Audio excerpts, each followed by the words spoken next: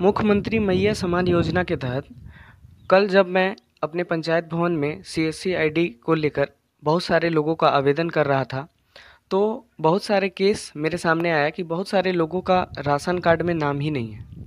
अब वैसी महिलाएं भी हमारे पास पहुंची थी जिनका राशन कार्ड में नाम नहीं है, तो किन्हीं का वोटर आईडी कार्ड नहीं है, तो किन्हीं का आधार कार्ड नहीं बना हुआ है।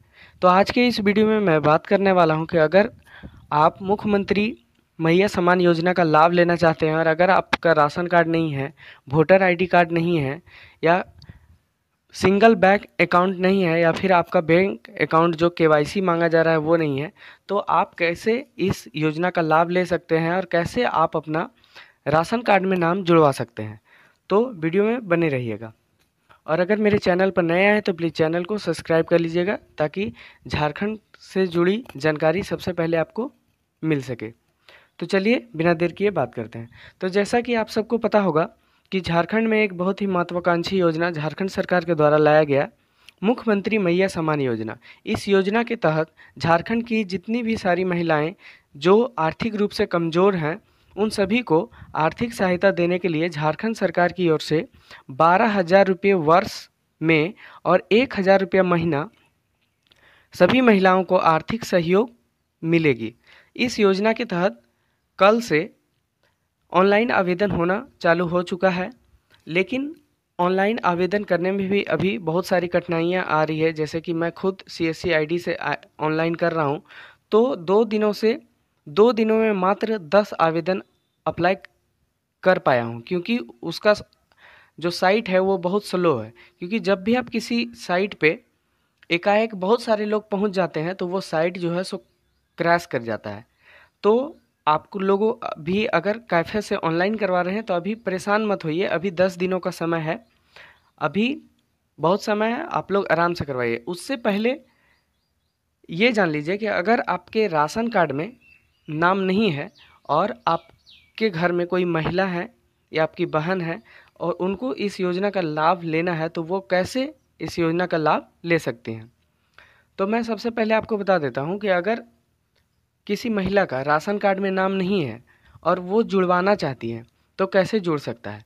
तो और एक बात, जैसे बहुत सारे लोग ये सोच रहे हैं कि ये योजना का लाभ कुछ ही दिनों के लिए मिलेगा, तो ऐसा नहीं है। अभी सिर्फ कैंप लगाकर जितना आवेदन हो सकता है उतना लिया जा रहा है, लेकिन इस योजना का लाभ हमेशा इसका फॉर्म अप्लाई होते रहेगा।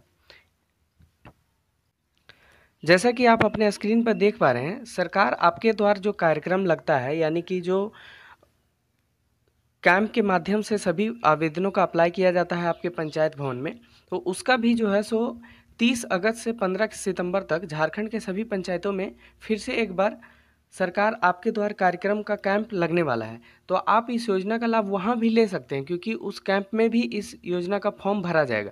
तो आप लोग सबसे पहले हड़बड़ाएं नहीं। तो राशन कार्ड में हम बात कर रहे थे कि राशन कार्ड में नाम कैसे जुड़वाएं। तो आप जो है सो अपने नज़दीकी साइबर कैफ़े से राशन कार्ड में नाम जुड़वा सकते हैं जाकर, और नाम जुड़ने में लगभग 1 महीने का समय लग जाएगा। तो अपना नाम जुड़वा कर उसके बाद इस फॉर्म को अप्लाई करें। और बहुत सारी समस्याएं देखने को मिला, जैसे कि बहुत सारे लोगों का क्या है कि पति पत्नी का जॉइंट खाता है।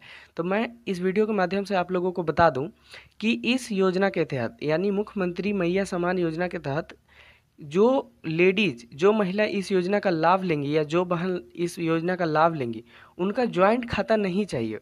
सीधे उसमें लिखा गया है कि लाभुक का जो है सो सिंगल खाता होना चाहिए, यानी खुद का खाता होना चाहिए, उसमें किसी भी फैमिली मेम्बर का और ज्वाइंट नहीं होना चाहिए।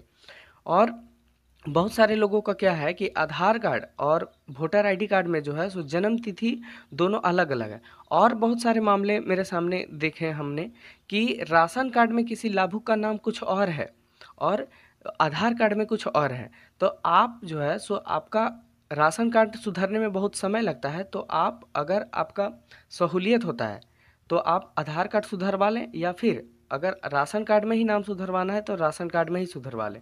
बहुत सारी समस्याएं मैंने अपने पंचायत भवन में जब आवेदन मैंने ले रहा था तब मैंने देखा, तो लगा कि मैं इस पर एक वीडियो बना दूं। और एक समस्या देखने को मिला कि आवेदक जितने भी हैं वो बहुत सारे फर्जी भी आ रहे हैं। तो एक बात इस वीडियो के माध्यम से आप समझ लीजिए कि इसमें इतना ज़्यादा चेक हो रहा है आवेदन कि आप फर्जी तरीके से आप कुछ कर ही नहीं पाएंगे, क्योंकि आधार कार्ड से सारा कुछ बायोमेट्रिक हो रहा है। तो आप जैसे ही फर्जी कुछ करना चाहेंगे तो वो सिस्टम में अपलोड ही नहीं लेगा, क्योंकि जब आप इस आवेदन को पूरा भर के और सीएससी आईडी के तहत आप अप्लाई करने के लिए देते हैं तो आपको फिंगरप्रिंट से अपने अंगूठा यानी थंब भी लगाना पड़ता है। तो वहीं से आपका जो है सो ऑटोमेटिक सारा जो डाटा होता है आपका आधार कार्ड का वो सारा आ जाता है। तो आप किसी भी तरह का इसमें कोई भी गड़बड़ी नहीं कर पाएंगे। और बहुत सारे लोगों के मन में सवाल था कि अगर कोई झारखंड की निवासी महिला है और कहीं दूसरे राज्य में रहती हैं, काम करती हैं या फिर कुछ करती हैं, तो वो क्या वहाँ से फॉर्म को अप्लाई कर सकती हैं? तो बिल्कुल हाँ।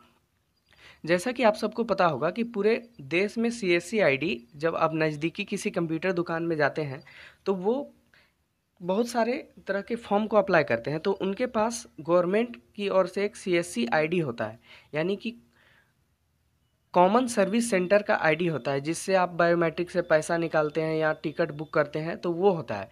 तो उसके माध्यम से आप जो है सो ऑनलाइन सबसे पहले मैंने जैसे बताया है पिछले वीडियो में, आप जाकर देख लीजिएगा, फॉर्म को भर लीजिएगा।